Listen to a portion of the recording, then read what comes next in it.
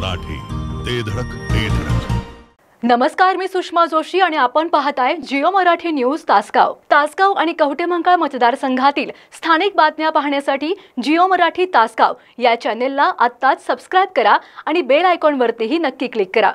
आज आपण तासगाव येथील श्री गणपती पंचायत देवस्थानच्या 246व्या ऐतिहासिक रथोत्सवात सहभागी झालेलो आहोत. आज रथोत्सवाची जे काही घडामोडी आहेत, प्रामुख्याने जे रथोत्सव सुरू झाल्यापासून ती अगदी रथ माघारी येईपर्यंतच्या ज्या घडामोडी आहेत त्या आपण या ठिकाणी जिओ मराठीच्या माध्यमातून पाहणार आहोत. या रथोत्सवाचं प्रामुख्याने वैशिष्ट्य असं मानलं जातं की हा जो आपण पाठीमागे रथ पाहत आहे तो 3 मजली रथ असून हा रथ जी ओढण्याचं काम भाविकांमधून होत असतं. त्या रथाचं नेतृत्व गजलक्ष्मी हत्तीच्या माध्यमातून होत असतं. या रथाचं नेतृत्व गजलक्ष्मी हत्ती करत असते. त्याचबरोबर या 246व्या रथोत्सवासाठी ऐतिहासिक अशी तयारी करण्यात आलेली आहे. पोलीस प्रशासन असेल, नगर परिषद प्रशासन असेल किंवा श्री गणपती पंचायत देवस्थान जे विश्वस्त आहेत त्यांच्या माध्यमातूनही या रथाचं अतिशय चांगल्या पद्धतीने नियोजन करण्यात आलेलं आहे. हा रथोत्सव अतिशय चांगल्या पद्धतीने साजरा होणार आहे. जल्लोषातही साजरा होतोय.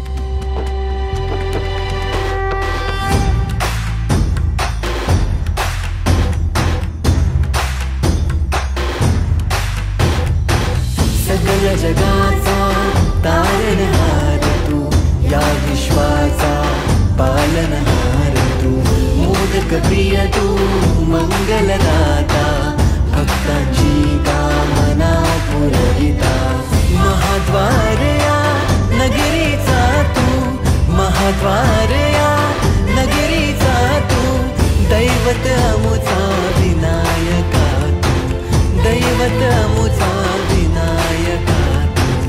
हे गजानन, हे गजानन, हे गजानन, हे गजानन, हे गजानन, तू आधीश्वर, तू परमेश्वर, तूच ईश्वर.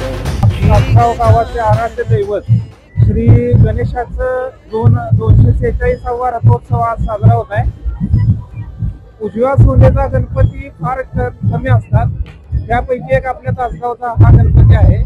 नवसाला पावणारा आहे. त्यामुळं ज्याने जे लोक नवस करतात त्या सगळ्यांना तो पावतो. त्यामुळे देश परदेशातील नागरिक ज्यांना हे गणपती पावलेले आहेत ते आवर्जून या रथोत्सवासाठी येत असतात.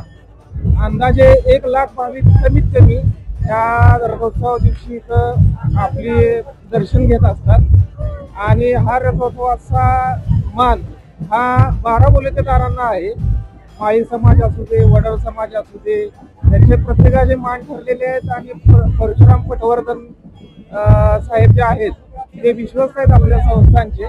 त्यांच्याकडून हा सगळा रथोत्सव आयोजित केला जातो आणि नागरिक त्याला भरभरून प्रतिसादही देतात आणि तेवढ्याच श्रद्धेने आणि भक्तिभावाने तोरण, पेढे वगैरे अर्पण करत असतात. या रथाचं नेतृत्व गजलक्ष्मी हत्तीद्वारे केलं जातं आणि अखंडपणे हे चालू राहिलेला हा रथोत्सव आहे.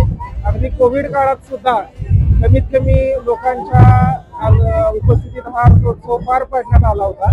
प्रशासनाला सुद्धा त्यासाठी मोलाचं सहकार्य केलं होतं आणि असाच हा रथोत्सव अखंड चालू राहणार आहे. यात काय मात्र शंका नाही. आम्ही भाविक म्हणून श्री गणेशाच्या चरणी एवढीच प्रार्थना करतो की मंगलमूर्ते विघ्नहरा, दुरित नाशना कृपा करा. तर आज या ठिकाणी आज आपण या जिओ मराठीच्या माध्यमातून पाहत असाल की खरं तर या ठिकाणी उभं राहायला सुद्धा जागा नाही. अगदी एकमेकाला लगत असं भाविक या ठिकाणी उभं आहे. लाखो भाविकांचं या ठिकाणी स्वागत होत आहे. या ठिकाणी गणरायाचं त्यांच्याकडून दर्शन घेतलं जात आहे आणि जल्लोषात रथोत्सव साजरा होत आहे. जिओ मराठी, ते धडक ते धडक.